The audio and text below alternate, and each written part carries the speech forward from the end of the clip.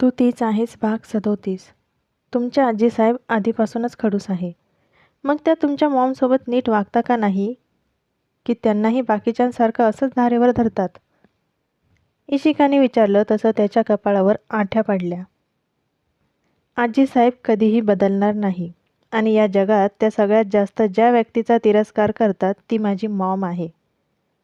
तो म्हणाला तसा तिला आजीसाहेबांचा अजून राग आला. मग तुमच्या मॉम त्यांना कधी काही बोलत नाही का? तिला प्रश्न पडला. नाही. तिचा नेहमी असा प्रयत्न असतो की कधी ती त्यांच्या मनात स्वतःसाठी जागा मिळवेल. पण आजीसाहेब तिला नजरेसमोरही उभं करत नाही. म्हणून मला लहानपणापासून आजीसाहेब आवडत नाही. तो रागात म्हणाला तसा तिने एक सुस्कारा सोडला. मिस्टर बीबी, हे तुमचं लॉकेट, जे आज मी तुम्हाला परत करते. तिने तिच्या पर्समधून त्याचं लॉकेट बाहेर काढलं आणि त्याच्या गळ्यात घातलं. भार्गवने एकदा त्या लॉकेटवर ओठ टेकवले, मग इशिकाच्या ओठांवर ओठ टेकवले तशी ती हसली. आता तुला याची गरज नाही? त्याने विचारलं तशी तिने नकारार्थी मान हलवली. नाही. आता तुम्ही आहात ना माझ्यासोबत, ती म्हणाली. भार्गवने लॉकेट ओपन केलं तर त्यात काजल आणि जान्हवी दोघींचा फोटो होता. ते बघून तिला शॉक बसला. तिने अजूनही ते लॉकेट उघडून बघितलं नव्हतं. तिला माहीत नव्हतं ते उघडतं म्हणून. मला आत्ता समजलं, हे लॉकेट तुमच्या इतक्या जवळचं का आहे, का तुम्ही त्या लॉकेटला शोधण्यासाठी दिवस रात्र एक केली. I am sorry mister BB, मला माहीत नव्हतं यामध्ये जान्हवीचा फोटो आहे, ती म्हणाली तसा त्याने तिचा चेहरा उंजळीत घेतला. इट्स ओके, तो म्हणाला तशी ती त्याला विलगली. नकळत का होईना तिने त्याला हर्ट केलं होतं. आपल्याला जायचं आहे हे तू आज घरी सांग. का मी बोलू तुझ्या डॅडसोबत? त्याने विचारलं तशी ती बाजूला झाली. माझा डॅड कधीही नकार देणार नाही, पण खरी परमिशन माझ्या मॉमची लागेल. ती कधीही मला स्वतःपासून दूर जाऊ देत नाही. जास्तीत जास्त फक्त अबोली आत्तूच्या इथे जाऊन देते. बाकी त्या व्यतिरिक्त मी कधीही कुठे जात नाही. त्यामुळे ती तुमच्यासोबत मला पाठवेल का नाही हा प्रश्नच आहे, ती म्हणाली तसा त्याने लगेच जीविकाला कॉल केला. हॅलो आंटी, मी भार्गव भारद्वाज, भार्गव म्हणाला. इशिकाला कळालं नाही त्याने कोणाला कॉल केला. तुमच्या मुलीचं आणि माझं एकमेकांवर प्रेम आहे, तर तुम्ही मला बघितलंच आहे. आता माझ्या मॉम आणि डॅडला मी उद्या तिला भेटायला घेऊन जाणार आहे, हे सांगण्यासाठी मी तुम्हाला कॉल केला, तो म्हणाला. आणि बस, इकडे इशिका भयंकर शॉक मोडवर गेली. थँक्यू सो मच आंटी, तो हसून म्हणाला आणि कॉल कट केला. मिस्टर बीबी, तुमचं डोकं ठिकाणावर आहे का? हे काय केलं तुम्ही? ती घाबरून म्हणाली. माझं डोकं ठिकाणावर आहे आणि मी जे केलं ते योग्यच केलं आहे. अशीही एकदा तुझी मॉम तुझं माझ्यावर किती प्रेम आहे हे सांगायला आली होती आणि मी तुला एक्सेप्ट करावं अशी विनंती केली होती. म्हणून मी तुला माझ्या लाईफमध्ये येण्याचा एक चान्स दिला होता, तो म्हणाला तसा तिला जबरदस्त दुसरा झटका लागला.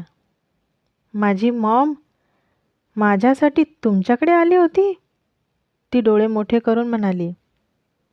यस, तो तिच्या चेहऱ्यावरचे केस बाजूला करत होता.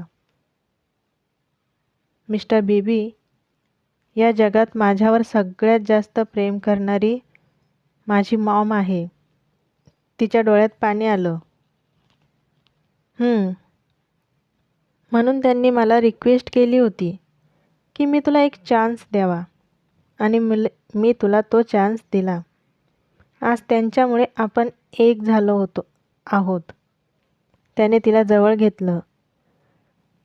मिस्टर बीबी, ती रडका चेहरा करून म्हणाली. काय झालं? त्याने विचारलं. मला माझ्या मॉमकडे जायचं आहे. तिची खूप आठवण येत आहे. ती इमोशनल झाली तसा तो गालात हसला आणि तिच्या गालावर ओठ टेकवले. इशिका, तू खूप स्वीट आहे. त्याने तिच्या गालाचा चावा घेतला तसं तिने त्याच्याकडे रागात बघितलं. हे काय होतं? ती गाल चोळत म्हणाली. तसा त्याने तिचा हात खाली केला आणि परत तिच्या गालावर बाईट केलं. तशी ती अजून चकित होऊन त्याच्याकडे बघायला लागली. पण त्याला तिच्यावर प्रेम करण्याची लहर आली होती, म्हणून तो तिच्या गळ्यावर, गालावर, मानेवर बाईट्स द्यायला लागला. मिस्टर बीबी, तिने वैतागून त्याच्या ब्लेझरमध्ये आपला चेहरा लपवला. कीर्तीने सगळ्यांसाठी जेवण बनवलं. तिला जास्त वेळ उभा राहता येत नव्हतं, म्हणून आरवने तिची खूप मदत केली. दोघांनी मिळून जेवण रेडी केलं. कीर्ती सगळ्यांना घेऊन आली आणि त्यांना स्वतःच्या हाताने सर्व केलं. प्रिया आणि गौरवसाठी तिने हॉस्पिटलमध्ये टिफिन पाठवला. अंशूसाठी त्याचं स्पेशल जेवण पाठवलं. सगळ्यांना कीर्तीचा स्वभाव खूप आवडला. आबोली तिच्याकडे कौतुकाने बघत होती. तिला तिचे नवीन दिवस आठवले आणि त्यात पहिल्यांदा तिने शिरा बनवला आणि गरम गरम अग्नेयच्या हातावर पाडला ते आठवून तिला हसू आलं. मॉम, तू जेवण करून घे, आरव म्हणाला, कारण ती फक्त बसलेली होती. नाही, तुझे डॅड आल्यावर त्यांच्यासोबतच जेवण करेल. ती कधीच अग्नेयशिवाय जेवण करत नव्हती. ओके, तो हसत म्हणाला. तसा तिने त्याच्या डोक्यावर हात फिरवला. तुम्ही जेवण करा, मी आलेच, ती म्हणाली आणि तिच्या रूममध्ये गेली. आबोलीने आधी प्रियाला कॉल करून अंशूचं विचारून घेतलं. तो झोपलेला होता. त्याची विचारपूस करून आबोलीने कॉल कट केला आणि अग्नेयला कॉल लावला. 2 रिंगमध्ये अग्नेयने तिचा कॉल रिसीव्ह केला. किती वेळ लागणार आहे? तिला त्याची आठवण येत होती. गेटच्या आतमध्ये आलो, तो म्हणाला. तशी तिच्या चेहऱ्यावर स्माईल आली. तिने गॅलरीत जाऊन बघितलं तर तो गाडीतून खाली उतरत होता. त्याने वरती तिच्याकडे बघून डोळा मारला तशी ती हसली. आलोच मी, तो आतमध्ये चालत आला. तसा तिने कॉल कट केला. मिस्टर सहस्त्रबुद्धे, नेहमी माझं मन कसं ओळखतात काय माहीत, ती लाजत म्हणाली आणि पळतच खाली गेली. मासा, मासा, एक व्यक्ती त्याच्या आईला आवाज देत होता.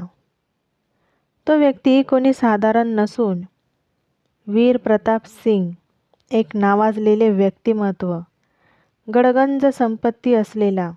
आपल्या मार्गात रोकटोक नको म्हणून त्याने स्वतःच्या बापाला कैदखान्यात ठेवलेलं होतं. त्याचं स्वतःचं साम्राज्य होतं. त्याच्यासाठी जीव देणारे भरपूर लोक होते. राजा होता तो. वीर, काय झालं? तुम्ही आम्हाला बोलवलं? दमयंती म्हणजे वीर प्रताप सिंगची आई आली. मासा, आज मी खूप खुश आहे. भार्गव भारद्वाजच्या लाईफमध्ये परत एक मुलगी आली आहे आणि आम्ही तिलाही त्याच्या पहिल्या प्रेयसीसारखं कायमचं संपवणार.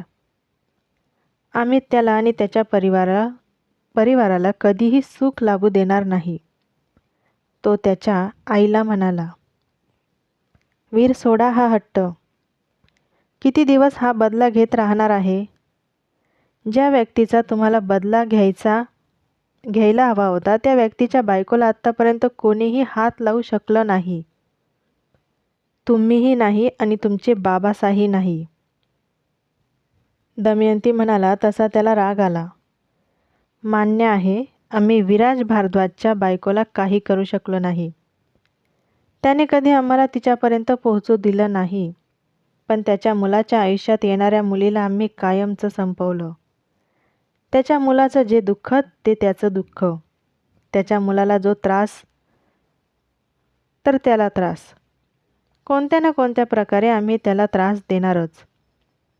आमच्या बुवासाचा बदला आम्ही घेणारच. वीर म्हणाला तशा दमयंती हसल्या. पण त्याच्या मुलाने किती दिवस त्रास सहन केला? त्याच्या लाईफमध्ये नवीन मुलगी आलीच ना. तो परत त्याच्या लाईफमध्ये पुढे गेला आणि तुम्ही मात्र हातावर हात धरून बसले. कसा घेणार आहात तुम्ही तुमच्या बुवासाचा बदला? त्या विराज भारद्वाजने सगळ्यांसमोर तुमच्या बुवासाला लग्नासाठी नकार दिला आणि तो अपमान सहन न झाल्यामुळे तुमच्या बुवासाने आत्महत्या केली. इतक्या दिवस तुमचे बाबासा त्यांच्या बहिणीचा बदला घेण्यासाठी विराज भारद्वाजच्या मागे लागलेले होते, पण तो कधीच त्यांच्या हाती सापडला नाही. नेहमी आपली हार होत राहिली वीर, दमयंती चिडून म्हणाल्या.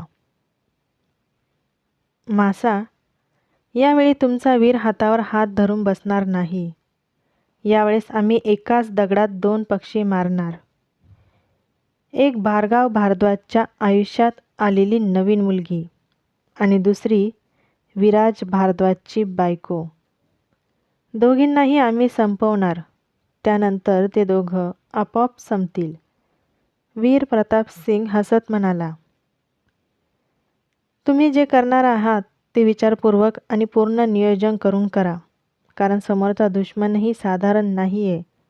त्याला थोडी जरी भनक लागली की तुम्ही त्यांना नुकसान पोहोचवण्याचा प्रयत्न करत आहात, तर त्यांना काहीच वेळ लागणार नाही आपण हे उभं केलेलं साम्राज्य धुळीला मिळवायला. त्या म्हणाल्या. मासा, तुम्ही आता फक्त बघत राहा आम्ही काय करतो ते. वीर प्रताप सिंग म्हणाला. विराजसाठी वीर प्रताप सिंगच्या बुवासा अवंतिका यांचं स्थळ आलं होतं, पण नेहमी मुलींपासून लांब राहणारा विराज यांनी सर्व पाहुण्यांसमोर तिच्याशी लग्न करायला नकार दिला होता आणि राजघराण्यात वाढलेल्या मुलीला म्हणजे अवंतिकाला तो अपमान सहन झाला नाही आणि दुसऱ्या दिवशी तिने आत्महत्या केली. पण त्याआधी तिने एक पत्र लिहून ठेवलं होतं, विराज भारद्वाजची बर्बादी. पण आत्तापर्यंत वीर प्रताप सिंगचे वडीलसुद्धा विराज भारद्वाजला बर्बाद करू शकले नाही. त्यानंतर रागात वीर प्रताप सिंग यांनी त्यांना कैद केलं आणि स्वतः आपल्या बुवासाचा बदला घेण्यासाठी उभा राहिला. इशिका, उशीर होत आहे. भार्गवने तिला कॉल केला. ती आत्ता इथे थोड्या दिवस नव्हती म्हणून ती अंशूला भेटायला हॉस्पिटलमध्ये गेली होती. तिला उशीर झाला म्हणून भारद्वाजने तिला पटकन कॉल करून बोलावून घेतलं. मिस्टर बीबी, मी 15-20 मिनिटात पोहोचते. ती कीर्तीसोबत बोलत होती. कीर्तीला तिने आधीच सांगितलं होतं की ती भार्गवसोबत त्याच्या घरी चालली आहे. ती खूप खुश होती. कीर्तीनेही तिला ऑल द बेस्ट केलं. ओके. त्याचा फोन ठेवल्यावर कीर्तीने तिला हग केलं. आबोलीला हग केला आणि दोघींचा निरोप घेऊन निघाली. अंशूजवळ मी थांबते. तुम्ही सगळे आता घरी जा. प्रिया, तू पण घरी जा. थोड्या वेळ आराम कर आणि मग ये. तुझी तब्येत ठीक नाही आहे. तुला आरामाची गरज आहे. मी आहे इथे.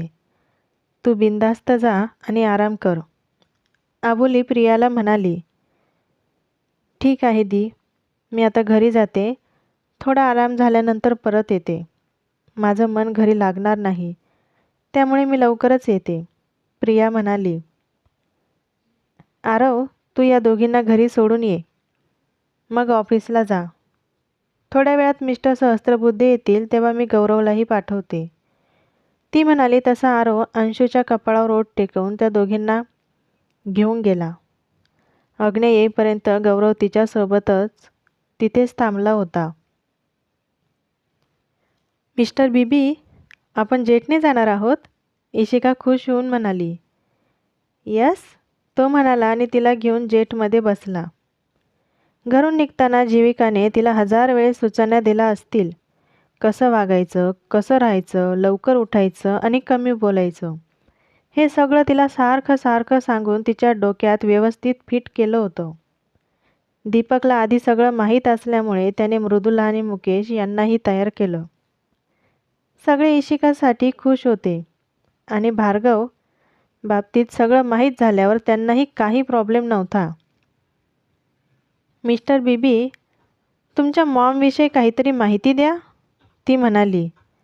मॉमविषयी माहिती इथेच देण्यापेक्षा तू तिथे जाऊन तिला अनुभव. नंतर तू मलाही विसरशील. इतकी तुला माझी मॉम आवडेल, तो हसत म्हणाला. भार्गवने त्याच्या मॉमविषयी जितकं काही सांगितलं होतं तितक्यावरूनच इशिकाची त्याच्या मॉमला भेटायची इच्छा जास्त वाढली. तिला कधी त्यांना एकदा भेटते, बघते असं झालं होतं. काजल, त्यांना यायला अजून 7 ते 8 तास आहे. तू आत्तापासूनच किती धावपळ करते? विराज काजलला म्हणाला. भार्गव आणि इशिका येणार म्हणून ती 1 मिनिटही स्वस्थ बसली नव्हती. इशिकासाठी तिने एक रूम स्पेशल साफसफाई करून स्वतःला हवी तशी सजवून घेतली होती. तिच्यासाठी कुठलीही गोष्ट कमी पडता कामा नये याची तिने पुरेपूर काळजी घेतली. आजचा भाग इथे संपत आहे. लवकरच भेटूया पुढच्या भागात. चॅनलला सबस्क्राईब करायला विसरू नका.